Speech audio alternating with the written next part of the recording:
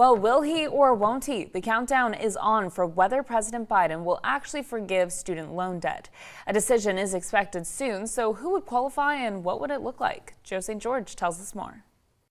Oh, the 1980s, the era of Ronald Reagan, Michael Jackson, and yes, the Sony Walkman. Speaking of the 80s, it's hard to believe how cheap going to college was back then.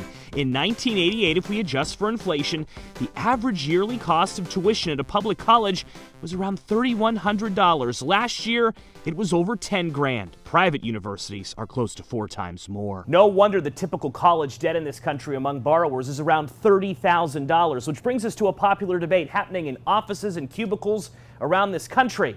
Should President Biden cancel some of it? I am considering dealing with some debt reduction. The president is currently, after years of saying he would never forgive debt with an executive order, seriously considering some cancellation. According to the White House, the exact amount of forgiveness being considered is unclear. The currently talked about plan includes forgiveness applying to those making $125,000 a year, although that number may change. The president said he's expected to announce his decision in a few weeks.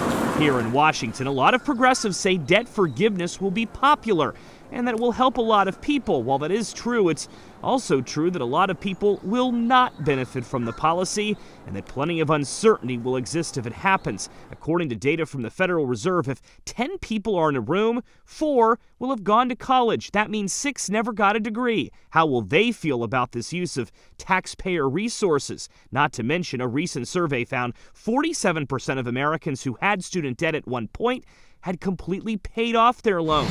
President Biden's plan is not expected to include any back pay for those that have already finished their payments. I took out 20 grand for this first year. Of course, when you chat with those currently in school, like I did recently, you realize how much of a burden all this debt is. Patrick Milkey worries about life post-law school. It is kind of a worry that if I get out, will I make enough money to pay those loans back? Even if the president does take action, that will not be the end of this debate. Critics are expected to sue the president over his authority, which means years of student loan uncertainty may be on the horizon. In Washington, I'm Joe St. George.